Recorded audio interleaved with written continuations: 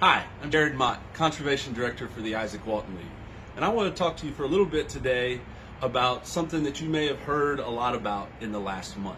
You may have heard from us or other folks or on the news about attacks on clean water and how that matters to you. Well, I'm here to explain a little bit about what's going on. So last month, the two agencies that are tasked with protecting clean water in this country, the Environmental Protection Agency and the U.S. Army Corps of Engineers, issued a proposed regulation that would change the definition of something called Waters of the United States. Maybe you've seen that abbreviated as WOTUS.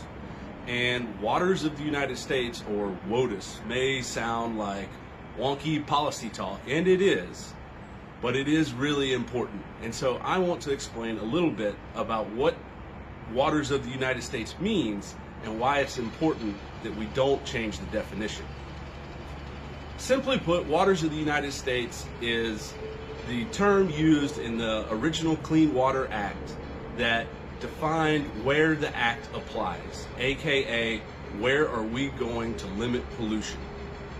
And for years, the assumption was that the framers of the Clean Water Act meant to protect not just major rivers and lakes, but also the smaller streams, ponds, wetlands, and marshes that connect those larger bodies of water when they came up with the term Waters of the United States.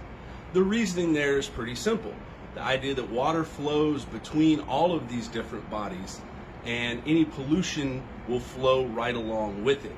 So that in order to protect the water quality in our biggest rivers and in our most important lakes, we needed to protect the water quality in all of the smaller waters that connected them.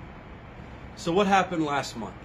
Well, last month, the proposed regulation that was issued wants to change the definition of Waters of the United States so that it only protects not just the larger rivers and lakes, as well as some streams. But what it does is it excludes protections for some smaller streams as well. For instance, streams that flow all year long will still be protected, but some streams that only flow after it rains or snows will definitely lose protection. What about streams in the middle? What if a stream flows more often than just after it rains, but maybe not all year?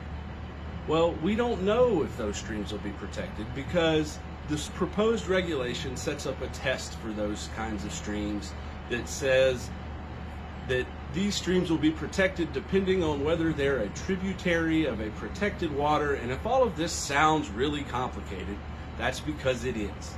And it ignores the simple science that was the foundation of the original Clean Water Act.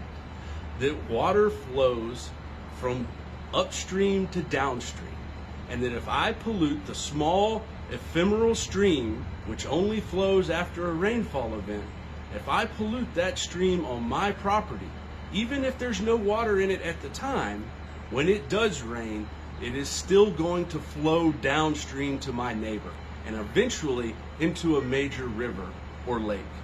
And maybe in that lake is where you take your kids to swim, or you and your grandkids go fishing, or maybe that river where that pollution from my property ends up is where your town gets its drinking water from.